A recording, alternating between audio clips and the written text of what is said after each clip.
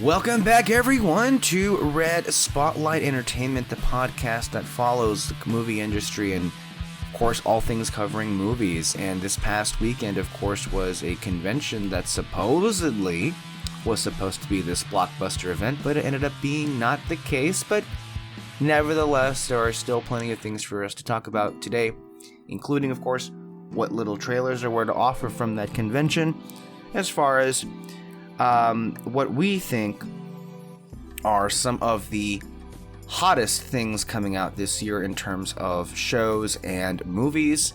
We've got a lot of reviews that came in from premieres of the latest from Rian Johnson and Steven Spielberg, as well as a collection of titles like House of the Dragon, She-Hulk, Pearl, and of course Andor that are coming maybe to a screen near you, at home or in theaters. That's our show today on Red Spotlight number 415. David, so listen, there is, well, maybe I should say that at the moment, there's a lot of films in theaters right now that I am going to go see.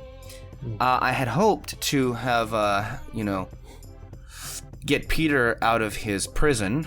You know, he's currently really busy with school and work and life. And so if you've noticed, as far as our listeners are concerned, he has not been as involved lately.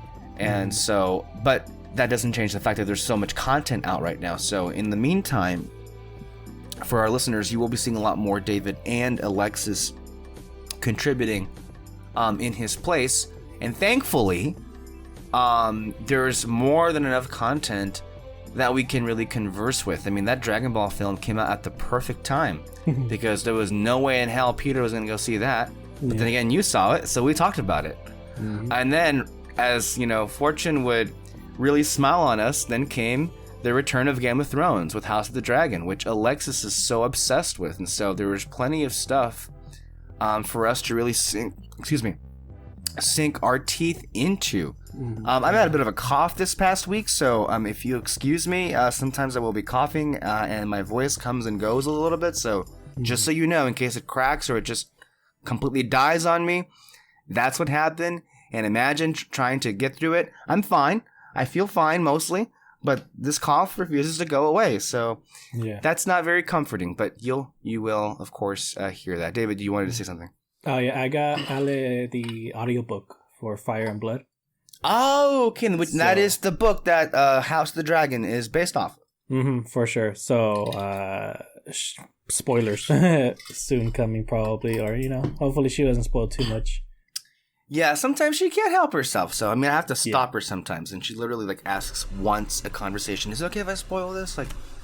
Mostly yes, but maybe when we get more and more entrenched in it, maybe not so much, because we still got plenty of show to go. And as I mentioned last week, lest we forget, of course right now, the world is viewing the funeral of Queen Elizabeth II. Well, if you forgot, The Crown Season 5 is coming back later this year, and it may even come the week, or close to the week that House of the Dragon finishes its first season. So talk about a back-to-back, blockbuster event for us who love these kind of shows. And so I can't wait for Season 5, and of course it's exciting. It's a whole new cast. Imelda Stanton is the new actor playing Queen Elizabeth II. And Jonathan Pryce takes over as Prince Philip this season. So it's going to be, oh my gosh, I cannot wait. And I'm hoping they drop a trailer soon, or maybe they may even save it for Christmas time. But again, look, there's so much just right now in theaters. If you go, there is the weird, unexpected, out of nowhere prequel for A24's horror film X, which it just came out earlier this year, called Pearl. I saw Pearl yesterday. That movie's fucking insane. I'm not even gonna mince words. It is, and look, the director Ty West, wow, he went for it with this movie. I'm a little afraid about how it's gonna be received with normie audiences, particularly like normie horror audiences, because it's a lot of flash, it's a lot of style that if we can even just look at how audiences received Elvis, we know that films that are very in your face with stylistic choices these days, unfortunately, aren't the best received. That's what makes me a little bit scared about the movie. I saw Elvis a couple days ago. Did you? Yeah. And I know what you mean. Like, I saw it Yeah. too. And I mean, I gave it like a 5 stars, honestly. It's really movie in your face, but it's really, I mean, it works though. I love the flash. I love the style. Mm-hmm. A lot of it was because of that, and also just the performance between Austin Butler and yes, Tom Hanks. Course. Like, holy shit. Yeah. And like, we seem to really, like, I don't love the film because I'm not really that into Elvis. I like Elvis, but like, I mean, but you know, I think it was handled the best possible way in which like it's most interesting to, you know, to you and I. But if it were like handled the way Bohemian Rhapsody was handled, then I imagine it would be like much more beloved. I bet you that's what would happen. But that's how it ended up being. However, with Pearl, and I thought this to myself, just because you see the setting, I don't know if you saw X, but it's the exact same location. So they literally save money on sets because it's the exact same location, but just like 70 years earlier. It's a prequel. And the vibes that it goes for, and I even overheard this lady like say it as like we were walking out of the theater. And even Chris Stuckman, when I saw his review after the fact, kind of confirmed what I had felt about it. But it is basically, in a way, not to like, you know, diminish the film and putting it in a box, but it is the Wizard of Oz if Dorothy was a crazy psychopath. Okay. Nothing magical or fantastical happens, but like the way that the central character, Pearl, played by Mia Goth, that's the actor here, the way that she sees herself and what she wants, and then ultimately what she ends up doing, is imagine a Disney character with all of the, you know, desires and dreams, but then once that is like clear that is not in the cards for her, then she turns into a murderous psychopathic bitch that is like crazy. Very close to what Harley Quinn would be like, but even more on edge than the Harley Quinn we see in practically any adaptation, because this bitch, there's like nothing redeemable about her. Although she's insane. So like Harley Quinn, there are times where it's like you see the pain and part of you sympathizes, but of course this is a horror film. And what's really interesting about why it reminded me of Wizard of Oz, I mean, there's the farm setting, and it's very colorful and vibrant, and most of it's in the daylight. And it's brilliant how horrific it can be. It's kind of amazing. Also, at the same time, I can very much understand fans of the original X, again, which just came out this year, so I'm not sure how much of a fan base there would be just from a movie that came out this year, but it's not the slasher that X was. X very much was, it harkened back to the slashers of the 70s and 80s. This one is not that. It is much more restrained, so it's not like there's a lot of, like, blood happening, but when it happens, it happens. But I would say it's definitely worth a viewing because, woo, wow, yeah. As in the first X, there were sequences that also had that kind of reaction. I don't know if you recall, but when we discussed the first X, there was literally a sequence in which 2 old people fuck. And that was about as disgusting as it sounds, if not more so. Yeah, it was gross. And there are aspects, of course, of Pearl that are gross. And if that wasn't enough, the post-credit scene for Pearl made the announcement that there'll be a 3rd film in this trilogy called Maxine coming out sometime. But this is I know this is really strange for A24, but they went all in on Ty West and doing like 3 horror films. This is like so not like them. It reminds me of like the Fear Street films, although those are like much by design, and they were obviously like they were fully broadcasting the fact that they would be a 3-part like story like trilogy. Mm-hmm. So whenever Maxine comes out, I don't know, but like again, Pearl is a sequel to a film, well, technically a prequel to a film that already came out this year. And I agree with the consensus that Pearl makes X just a little bit better as well. So, pretty great collection of films. And if you haven't seen either, it does not matter the order in which you see them. You can see Pearl first, or you can see X first, and I think you can get as much. I think you get more out of each movie if you see them both, quite frankly. That's cool. So it is really cool. And it's not, it's also rare to see a prequel in Pearl where it's like, it can stand on its own 2 feet. So, hey, it can be done. So that was Pearl. Also out in theaters at the moment is a film called Barbarian. I've not seen that yet. It is another horror movie. It is getting great reviews, and I plan to see it at some point. Also, The Woman King, starring Viola Davis, has gotten really, really good reviews. I had not heard of this film until we saw, I say we as in me, Kyle, and Alexis, we went to go see Jaws in IMAX a few weeks back, as we discussed last week.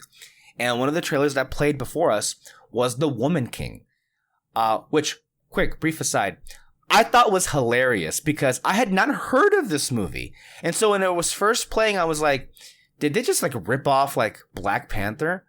But then of course, as the trailer goes on, then you begin to realize, oh no, this is there's a lot more to this than, and it may even be far better than, I mean, it did. By the time that the trailer finished, it looked a lot better than Black Panther. So I was like, wow, this might be something here. I don't know how this like flew under my radar, but like now it's in theaters, it's getting good reviews. I'm hoping to see that as well. And we'll come back and review it.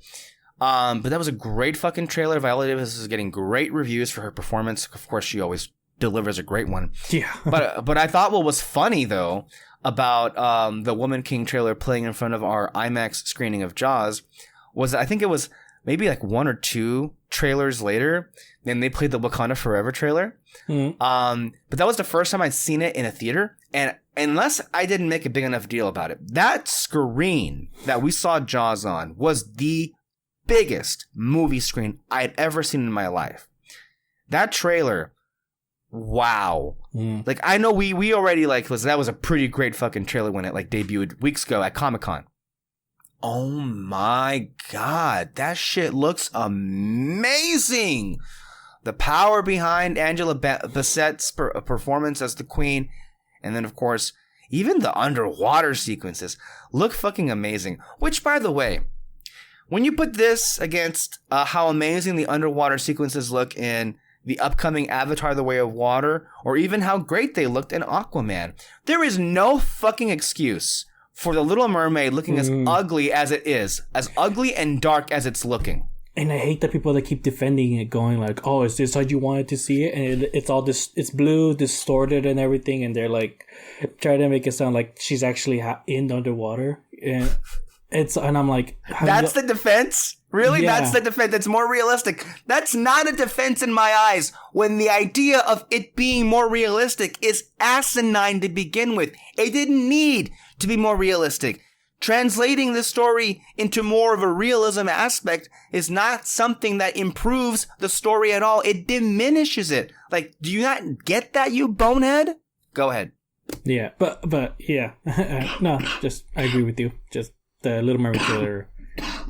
I didn't think about it when I first watched it, but then when like seeing that screenshot of the actress, and it's just everything's all great. It looks literally like a stage light on her and everything. Literally, right? Yeah, and it wasn't until I noticed it then that I was like, oh yeah, there's no blue anywhere, really. Is there? No blue at all anywhere to be seen. Just a pretty abysmal trailer. Did you have like, when you first saw it and now, like, do you have any like faith in that film or any like excitement for it? I mean, I wasn't really that excited to begin with. Of course, the live action adaptations haven't been that great. The The actress, though, I mean, she can sing. That little piece of it, she really sounded like I can't remember the original actress name. Jodie Benson. Jodie Benson. Like, she sounded a bit like her and all that. So that probably be that singing cool. was the only thing that came close to being good in that trailer. Everything else was just like, yeah, no, like, fool me once, shame on you. Fool me twice, shame on me. At this point, yeah, that trailer looked just abysmal. But back in the Wakanda Forever trailer, that's also coming out in November. And I'm really looking forward to it based on how amazing that's looking. But speaking of films that are going to be coming out pretty fucking soon, as a matter of fact, we have one. And by the way, I was just looking at my list of films that I've seen this year, and it's been low key anyway, a bit of a comeback for rom-coms or just comedies in general in the theaters. And I really wonder what's behind that, both on streaming and in theaters, I would say. And one of the ones, I want to say it was at TIFF. That's one of the, I think that's the Toronto film festival. A lot of festivals happening right now. I literally just saw a critic on Twitter say that he just, in one weekend, saw 22 movies.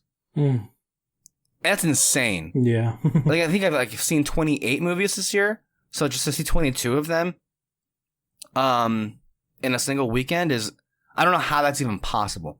Yeah. To be honest with you. But he did it, I guess. Anywho, there are a lot of film festivals happening at the moment, so we're getting a lot of buzz and press for what could be some of the awards contenders, or just movies in general to look forward to this year. Evidently, one of them is not Don't Worry, Darling. And I don't think we need to go into that because the whole drama behind that movie is pretty well publicized and everybody kind of knows what it is. It's just kind of a disaster. The only person that maybe walks away looking good is Florence Pugh. And Chris Pine. But everybody else, like, around her is just not, looking the best. Olivia Wilde and her career are kind of left in this place where, I don't know. It's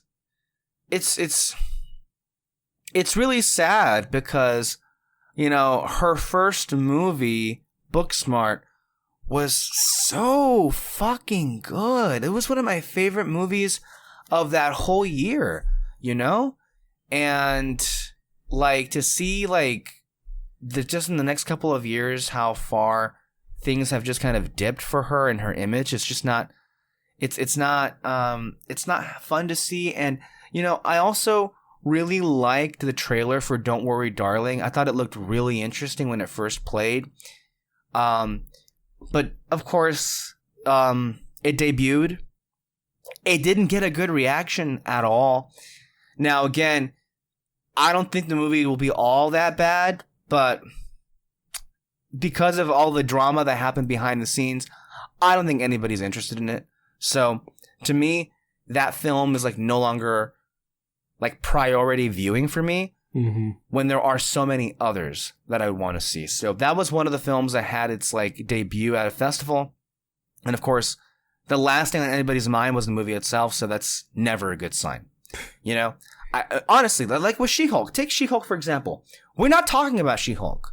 Well, nobody is. But I mean, particularly you and I are not, because what is there to say really? Like, it seems to me that people don't seem to grasp this. And I know we're going to get into it. I have a clip that I want to share with Randolph and what she complained about Andor coming up. But this really, like, look, She-Hulk, in case people forgot, and again, you'd be forgiven if you did, has been dropping new episodes every single week.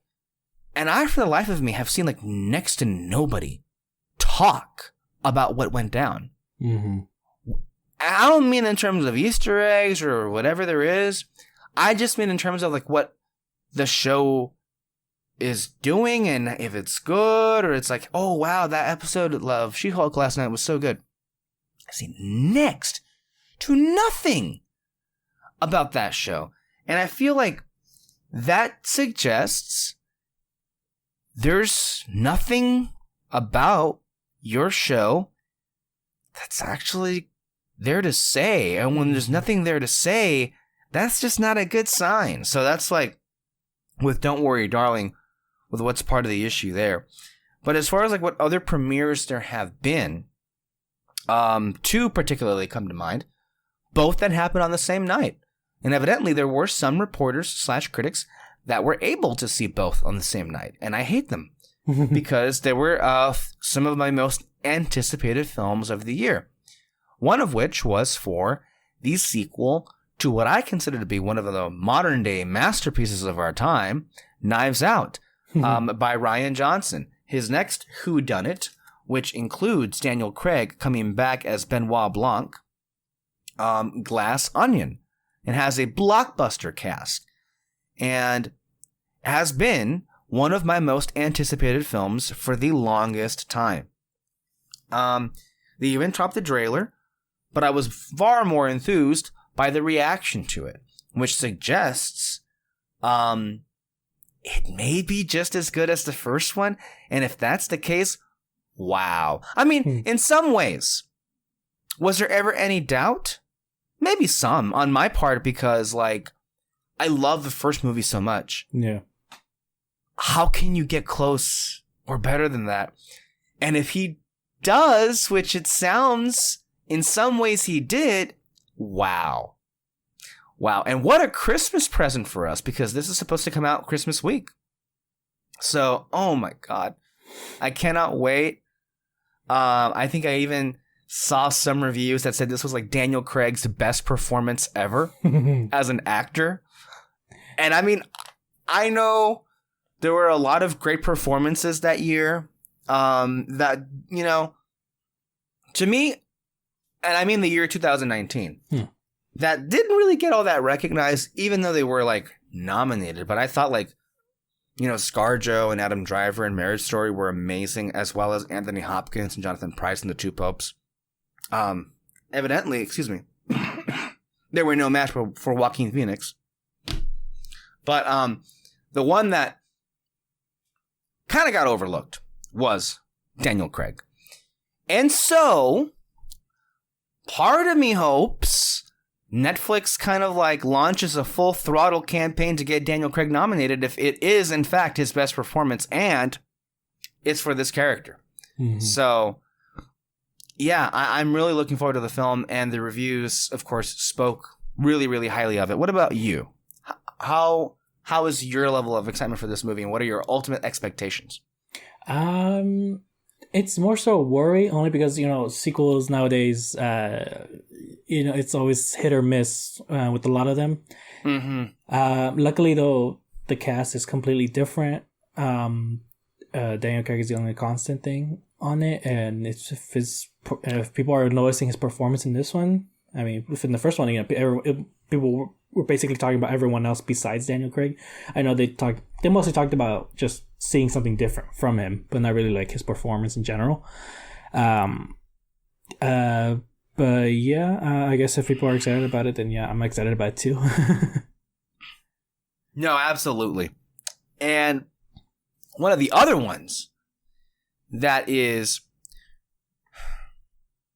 for sure one of my most anticipated movies coming out later this year, I believe it's going to come out Thanksgiving week, as a matter of fact.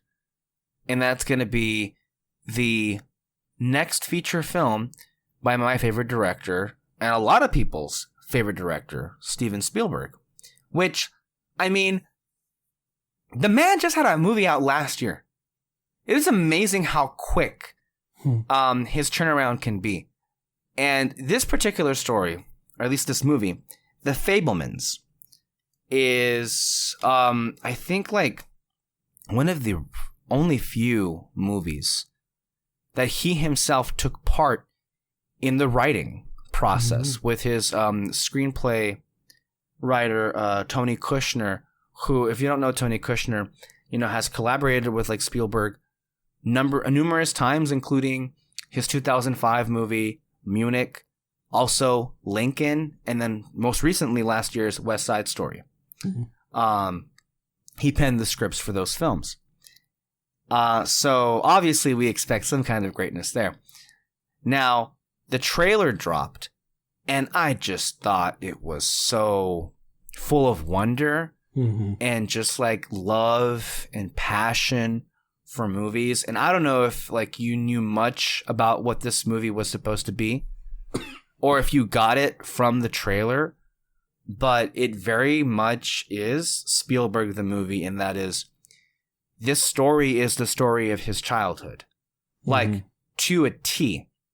And I would actually recommend, and I think you did already see this, but in case for those who didn't, going back, I suspect it most likely would be on HBO Max, considering this was an HBO Films original.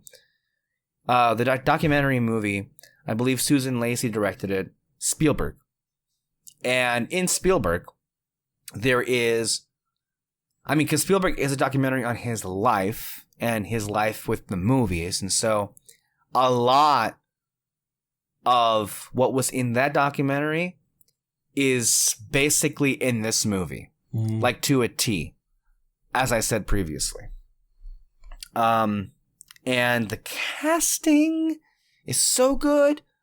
Michelle Williams, Paul Dano, so many like little, character actors here and there. And apparently, as has been Spielberg's like mantra, it looks like, for a lot of his movies, he found a complete unknown to play the version of himself, the young version of himself that you see throughout the trailer. And the reviews have come out, and they've been very, very good. Now, I did see a couple of reviews that were like, yeah, but it's a bit corny. And I'm like, I feel like it just comes with it when it comes to a movie about art.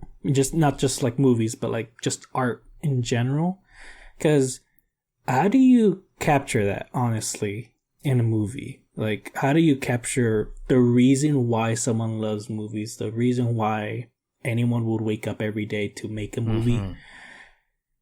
So without it coming across like that, Also, it also comes with it being a Steven Spielberg movie. Like, hello. See, this is the thing. Like, he's always been pretty sentimentalist.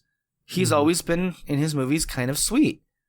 And it's like, I believe Houston Colley tweeted this, like, oh no, critics saying that The Fabelmans, the latest Steven Spielberg film, is a little corny. Whatever will we do? It just comes with who the filmmaker is. And so it's like, but I don't know if you were aware of this, but that's been an ongoing like criticism of Steven Spielberg for like decades now. It's like, oh, he's too sentimentalist. Like, oh, he's too corny. And it's like, quite frankly, that kind of like critique to me is very like faux pas, as in like, I mean, as far as I'm concerned, it doesn't register to me. Because like I can't possibly view that as like a negative, but like I guess like his particular style sometimes just like it's like, oh, it's too sanitized, or oh, it's not real, and it's like, okay, well, you mean nothing to me at that point then. Like, I'm for real, like I don't think that's like, yeah, that's just not very fair, especially with like, I can think of like far more critical things to say about Nolan's style that nobody wants to bring up. But anyway, we're not going to address that. Like, that whole teaser trailer for Oppenheimer is, without question, one of the most obnoxious trailers I've ever seen in my life. No, seriously. For obnoxious sake. You have, like, the fucking clock, the numbers are ticking, and then it's like, wow, the noise, the volume just, like, picks up, and then it just, like, ends, like, the day, the world, blah, blah. Who cares? Whatever. And the reaction from audiences has been like, yeah, that was weird. Like, okay. I'm sorry, but like Nolan is such an overrated person and filmmaker. I mean, he's great, but people need to be far more, I would say, critical of his worst tendencies that I think hinder his films. Whereas I don't think Spielberg's worst tendencies hinder his own movies. So anyway, the trailer came out, and I thought it was beautiful, and I love movies that, delve into movie making and why, movies are great. So what was your reaction to it? No, yeah, it looks nice. Like I mentioned before, I'm very curious as to how he captured why the main character loves movies and all that. I don't really see why. I mean, I just don't see how anyone can do that. So that's really curious. Also, it's nice to see Paul Dano play a normal person, not like a psychopath. Yeah. I don't know. I don't think I've only seen him play like psychopaths or weirdos or something. So I'm kind of excited. This will be a nice change of pace, and I also love the sentiment that for what Steven said, I believe, because like this is the first movie of his to ever debut at any film festival. So this is a very special movie for him. And while of course he did confirm this was not the end of his career, he's still going to make movies. There was a lot of like faux pas, in my view, speculation about whether it would be like his retirement. It never was going to be that. But he did say, because I mean, in the last few years, I want to say from like 2017 to 2021, I want to say, he did lose his parents recently. Like they were very old. They were like late 90s, like very late 90s, both of them. Both his mom and his dad. And Steven is 75. Like he's no spring chicken. Like he had his parents for a long, long time. And so when you get to have them around, like you get maybe a false sense of security that, you think they're just never going to go away. And then of course they do one day. All very like, in the same span of a few years. And I believe he said at this premiere that like making this movie was his way of bringing them back to life, which really tells you how much he missed them. So look, the idea of this movie coming from him at this point in his life really, really always got me excited. And so I'm very much excited for this movie and expect great things because I love Steven. I love his movies. And to me, it's like his sensibilities and what works in movies always gel with me. So crossing my fingers, expect really, really good things. I should say for the record, evidently, Peter Martinez has launched a full-scale campaign against me, somehow like proclaiming this to be my favorite film of 2022. And so, I mean, I guess we'll see what happens. There are so many films that are coming out this year that, like, for example, I just want to go ahead and before we move on to the D23 stuff, just go ahead and take the moment to acknowledge about like what there is left just for this year that I'm, looking forward to, or just going to watch, or just films that are out there. So like there's Black Panther: Wakanda Forever, Avatar: The Way of Water, Halloween Ends, Black Adam. There is, of course, The Fabelmans, Disenchanted, Hocus Pocus 2, Strange World, Del Toro's Pinocchio. There's a new Henry Selick animated movie called Wendell and Wild that'll be coming out. The Whale with Brendan Fraser and Sadie Sink. And you know what? I think I went on a tangent somewhere because I forgot to mention just later this month when I had said that there was like a comeback with rom-coms and comedies, Bros, which is written by Billy Eichner and directed by Nicholas Stoller. And the letterbox description is 2 men with commitment problems attempt a relationship. That's a great summary, description for a movie. And I've seen the trailer, and the trailer is promising. It looked, and of course the reviews that came out of TIFF themselves were promising, with many people declaring it the comedy of the year. And it would be pretty special to think of it that way, because I think in general we need more successful comedies and romantic comedies in particular at the theaters, because I think it's a lost art in a way, and I want more of them being made. And so with Bros, it would also add in a different element to it, with it being like I would say, the first like full-blown LGBTQ rom-com from a studio, a major studio. Now, there have been plenty of them in a lot of the art house studios or small independent outlets that, or even on streaming, there's a lot of content out there for LGBTQ audiences. But when it comes to like mainstream audiences in the box office or blockbusters, shall we say, there's just not much of it out there. And I don't recall a mainstream comedy or a mainstream like romantic comedy featuring two men. So this will be something of an experiment, shall we say. The reviews have been promising, and I'm very curious to see how it is going to be received. Of course, I feel like no matter how good or not it is, you already know there will be a lot of people who are going to have it out for this movie. And if history, or shall we just say like last week was any indication, there will be some kind of like premeditated controversy. Just because, can you believe they made a movie with gay people? We need to boycott this. How dare they try to poison the minds of our children? Blah, blah, blah, blah, blah, blah, blah. That kind of stuff. So that's not going to be very fun when that comes out. So yeah, there's that. Anyway, D23.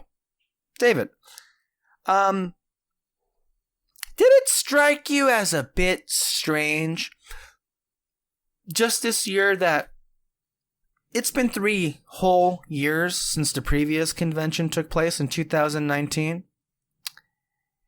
And it seemed as if like Disney was more than content with just reviewing all of the projects that they already announced last time and showing maybe 1 or 2 new things of it. And then at the same time, refusing to announce anything about what's currently in development or what's happening in the next 2 years. Because it just seemed to me that that's what happened. This was a convention of just reviewing things and not really wanting to reveal what new projects are coming our way. Yeah, and I remember, I think it was you, like, showed a tweet on the group chat, someone complaining about people's expectations of D23, how they haven't shown anything new or something like that. I don't know if you remember. Yes. Yeah. Yeah, it was. Yeah. And you know, I see that all the time with Nintendo. Yeah, Nintendo, they do these Nintendo Directs, and every single time people always go like, there wasn't anything big announced, there wasn't a lot of games talked about and all that. So like I see that all the time. The major difference though is that every single Nintendo Direct that comes out, it comes out every few months, all the time. So they can't really show anything new every single time. It's been 3 years for D23. And not only that, it's been years with Marvel since Endgame, and everything that they showed, we already knew about it. We've known about it for years, and they just show a few minutes of trailers on a couple, which is, I enjoyed a few and all that, but nothing majorly new. And so that's just the major difference between what they showed at D23 and just what I always see with Nintendo and all that. And I wouldn't say it was disappointing for me. I don't know if others did say it was disappointing. It's just I do wish there was a bit more basically. And so I don't know, I enjoyed some of the animated stuff, but I mean, it's animation. I think they have far more room to show something new on that than what was already there. Than with the Marvel or Star Wars. Star Wars. Yeah. Well, look, it's like as far as like Disney's concerned, I feel like a lot more focus needs to be on how poorly run their studio is, like the Walt Disney live action studio, because I just don't understand them. Like, they had pretty clear successes with both Cruella and the Jungle Cruise, and the idea that they're not moving forward with sequels immediately. Mm-hmm. But this is the thing that pisses me off about them. Most assuredly, Cruella is getting... They already announced Cruella 2 a year ago. Is that movie like not happening until 5 years later? They have to stop this. Whatever interest or any worth there would be in a sequel, it has to come out immediately. Like, make it now, not 5 fucking years later. No one's going to care. And they refuse to listen to reason on that. That's the issue. But whatever. Now, when it comes to Star Wars, who the fuck knows? They don't even know. Like, there are no movies coming out. They just pulled Rogue Squadron off the schedule. Like, who didn't see that shit coming? That wasn't going to happen after how poorly received Wonder Woman was. And I know there are a lot of people who were saying it was a great idea for a movie. I didn't. I didn't care. So I'm happy to see it canceled. Notice that they just didn't discuss at all Taika Waititi's Star Wars movie, which I guess that tells you that's not happening anymore. So what the fuck? Mm-hmm. All they had to they threw a Mandalorian trailer. I don't care, so I'm not talking about it. What else was there? Well, there was a trailer for... Well, they announced that Bad Batch was coming back in January. It seems a bit delayed, but okay. Then sure, I'll catch that. You know, but whatever. I guess they talked a little bit more about a show called The Skeleton Crew, which I don't care, but okay. I guess we'll see when it comes out. There was a trailer for Tales of the Jedi, which they call a 6-episode event, which is really just 2 Clone Wars arcs. Like, there's nothing like that separates that from the Clone Wars. It's the same animation, it's the same style. Same vibe, too. About Dooku and Ahsoka, which, you know, in theory, I guess it's not that objectionable. Like, I'll see it. Sure. But, like, it's more of the same, so there's not really any excitement there to begin with. So, yeah, I mean, I guess the best thing you could say about that whole thing was the Andor trailer, which just looks very good because it's so disconnected from everything. Mm-hmm.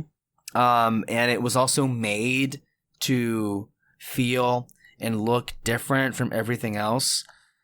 And, you know, I would also say it's kind of appropriate that kind of the first look reaction, you know, and sometimes, look, sometimes we say, you know, in the Grace Randolph, this person gets some things right in terms of like her, you know, her viewpoints and whatever she says. But there was a clip that's been trending this week that really kind of like, it's classic Randolph here in that, like, it is a microcosm, I would say, of what a lot of people want out of these things. And how they judge and rate these things. And I'm not going to lie, that particular clip that I'm about to play with you really got me excited. So it kind of had the anti-effect, I think, of what she thought it was going to be, you know? So let me go ahead and put that up here, but there was some pretty hilarious reactions to it. I mean, it is a pretty hilarious clip. Also, but... the first Disney Plus Star Wars or Marvel show to have pretty much 0 Easter eggs. I mean, someone's like, hey, there's something going on in Scarif, but that's like it in the first 4 episodes. And I think that will really hurt its reach in fan circles and on social media because there isn't anything to really talk about or get excited about when it comes to big picture, you know, the franchise as a whole. It's so crazy to me that Disney in both the Marvel and now clearly the Star Wars divisions doesn't understand the importance of Easter eggs. I mean, help me help you. Help me do my job. I mean, this kind of discussion, the fan reaction and speculation and fan theories is what has made this new kind of blockbuster leave all of their content in the dust because of the conversations it's able to generate. And the fact that Hollywood seems unaware of that, because, you know, you have the same problem over with DC that Warner Brothers is trying to build, and I think also a little bit with Harry Potter, is incredible to me. that they would just so not know their own product and why it's been so successful. Kevin Feige, I thought knew it, but yet how do you explain the lack of Easter eggs on She-Hulk and Ms. Marvel? It should be a mandate. I mean, I can understand some creators being like, I don't want to do that. And I'd be like, tough.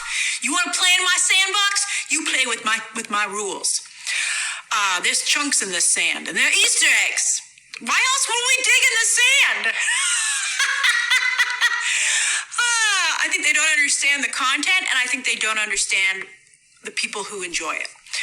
And that's always been a problem for Hollywood. You have people who don't understand, and in some cases are disdainful of the consumer. And it's ridiculous. Okay, so anyway. Yeah, that the more I hear it, the more insane that clip sounds like, because I feel like it doesn't take into account the idea that a lot of these particular movie executives that have worked on Harry Potter and DC and Marvel and Star Wars already fucking do that. They already know how vapid and easy it is to like please their audiences, and all of those franchises that she mentioned already have so many Easter eggs in them. Like it's gotten to the point where like live action Star Wars on Disney Plus had become nothing but Easter eggs. Mm-hmm. So I don't know what the fuck she's talking about there. Like, oh, how come they don't know what their audience is? No, they do know, and they have been being pleased in that way. So I don't know what that tangent was about. But really, the thing that she really, I think, yes, David, you wanted to say? I was just going to say,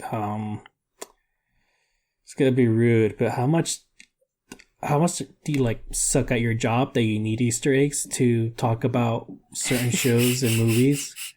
Like, you know, we mentioned that we're not going to talk about She-Hulk, but if we did, though, like, we can go on for a pretty long while talking about some of our complaints of the show. Maybe a few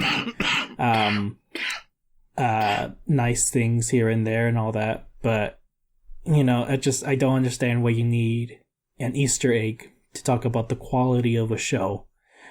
But also, though, like, you know, when talking about shows, like on, you know, when people post it on Twitter, just don't, you know, the studio shouldn't rely on what people talk about on Twitter, because, like, sure, it gets people talking about it and all that, but, you know, I think you just gotta wait from the beginning and the end of what happens at your show to really, like, know what happened, to really know if people like it or not. You know, especially because a tweet is not gonna really fully share one's thoughts fully of the quality of an episode and all that. Also, my sister mentioned House of the Dragons has no Easter eggs at all in the show, and people are able to talk about it a lot. So, yeah. There's like one or two. There's the sword, the Valyrian steel sword. That's about it. You don't need that. Yeah. You don't need that. Yeah, sure, exactly. You don't need that. So it's like, I feel like but at the same time, I would say that there are people who think that way, though. A lot of like fans, particularly on Twitter, which I don't know how many that is, but one of the things that I think kind of revealed where this like rant comes from, this guy on Twitter, his name is Ethan, at Lanky Frampard, tweeted, at one point she says, "Help me do my job," which says it all. Yeah. Easter eggs are for people like Grace who are not interested in engaging with art. Easter eggs are for social media buzz and engagement in the most shallow sense of the word. Easter eggs line her pockets, not good art. That's true. And like Peter's response to that was, the criticism that I think holds water is the fact that her and people like her made a career of shitty clickbait Easter egg videos, and if they don't have that, they don't make money. So it's less about the quality of the art and more about her bottom line. Which is true. Yeah. Which is very, very fucking true. Anyway, the Andor trailer was good. Yeah. Not as good as the first one, but pretty good. Mm-hmm. And overall, the reaction that Grace had, though, has got me really excited, because you know what really is the clip that I would say from her initial takeaway of Andor that got me the most excited was when she said this. Listen, Andor's 12 episodes alone might be too much. Wrong one. But there's no This one. force choking. There's no force choking or lightsaber slashing, so that makes those boardroom meetings a lot less fun. And maybe I think that's part of the problem, because at least so far there's no Jedi, there's no Sith, and there was only one alien briefly. It's just humans in space with paperwork. And you're like, okay, I guess let's try it. I mean, I think, obviously this is supposed to be the beginning of the rebellion, but in the first 4 episodes, I guess the beginning of the rebellion would be kind of boring if you were going to watch it unfold in real time. But, I think this seems to be a tougher story to tell than we and Tony Gilroy anticipated. So, no Jedi, no Sith, no lightsabers. Sign me up. Sign me up, Yeah. Thank you, because Also, they shouldn't be in this story. Yeah. Also, the beginning of the rebellion sounds like a very interesting story. We saw the beginnings of the Empire, like how they changed everything. Was it like people had to change their money and all that? People had to get in line in order to leave a planet or something like that. And like those were all very interesting, and it caused tension in the Bad Batch. I'm talking about the Bad Batch. It caused tension of how the heck are they going to get out of here and all that. So the beginnings of the rebellion, I mean, who knows? Like how were people inspired in the first place? Yeah. Same goes for me. Now with Marvel, a lot of it I don't care, but a lot of it that they did say at D23 was just like more reasons to not care for me. Mm-hmm. Yeah, they dropped the Secret Invasion trailer, which, it didn't look too bad. Parts of it looked kind of good and interesting. But it's pretty impressive how they released a trailer, and I still don't know what this story is. Yeah, there's far too many questions with this trailer. They were hitting it pretty hard with the whole spy genre Feel. of it, feel of it. But it's just, are the bad guys the Skrulls? Is it like a different faction of the Skrulls that are wanting to take over? Why is Fury so important to the Skrulls? Like, how is, in the trailer he says that he's the only one standing between them and what they want. Okay, what exactly is that? I mean, I know they can probably, that's a big thing that I'm just gonna have to wait for the show and all that. But it's just the Skrull aspect of it is what's really a big question, because they established that they're good people. So, what's going on with that? Yeah, I guess, right? I don't know. Not too excited about any of that.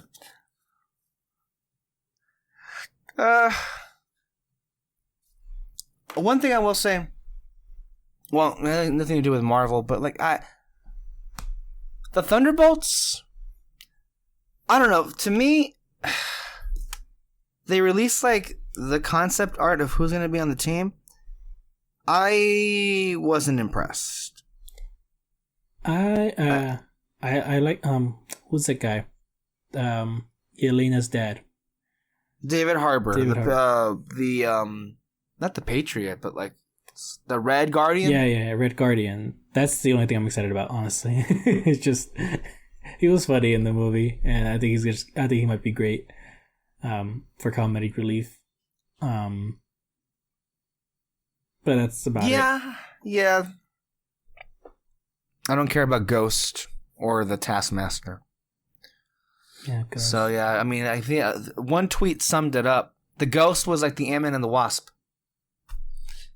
villain. Yeah. There's a problem. The problem with that is that she literally became the bad guy in the movie because she was used as a weapon. And so now that's happening again. What's up with that? So, did you enjoy House of the Dragon this week? Yeah. It was weird, but overall really good. Weird as in how? Yeah. You know, you know what it is. Well, it's funny though. The sex came back in this week, pretty bigly, as Trump would say. Yeah, my sister saw the episode with my dad. That was funny. Oh God, that's a reaction, I'm sure. That was funny. No, but I mean, honestly, overall though, like, it was honestly really, really good.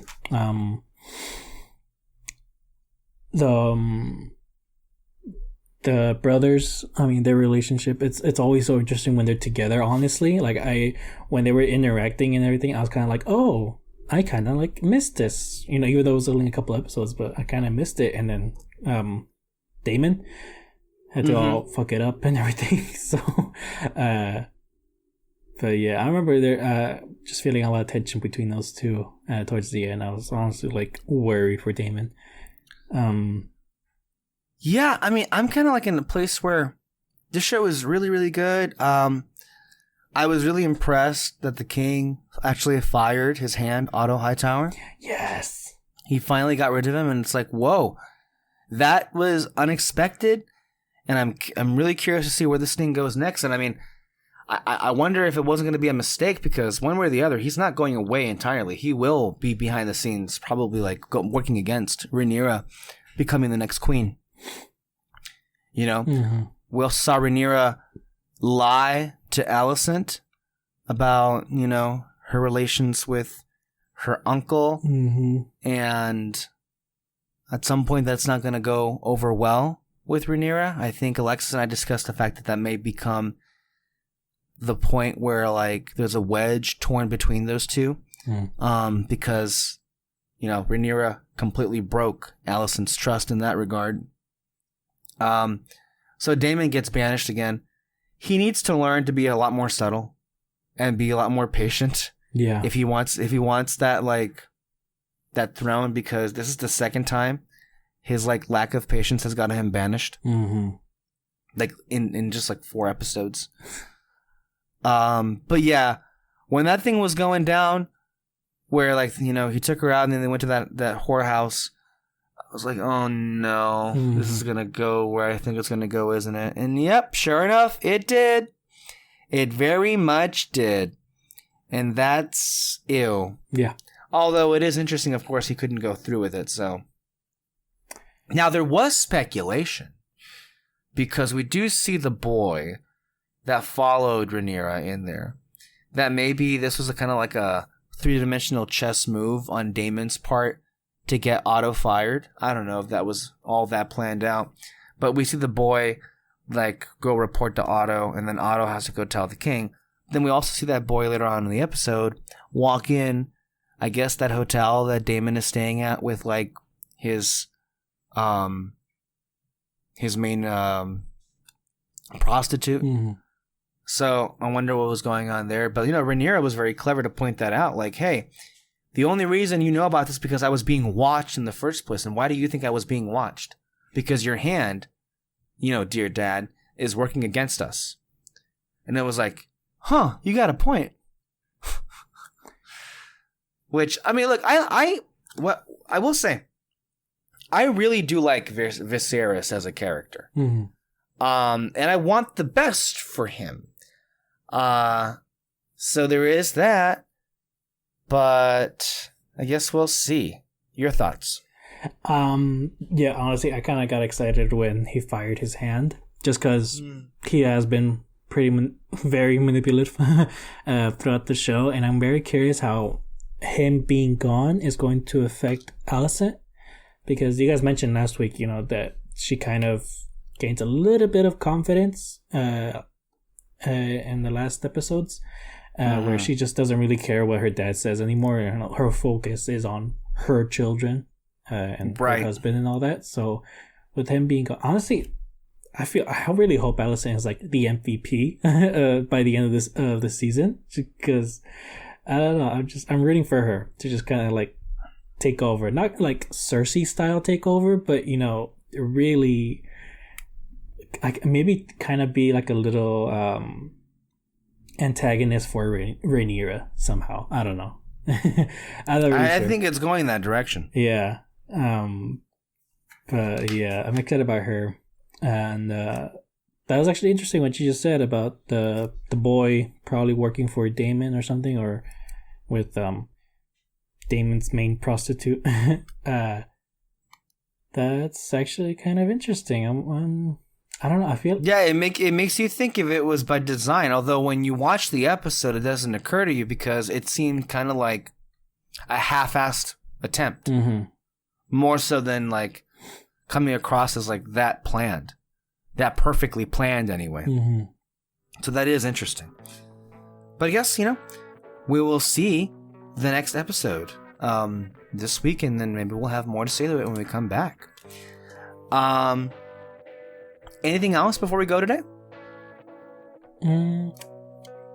No.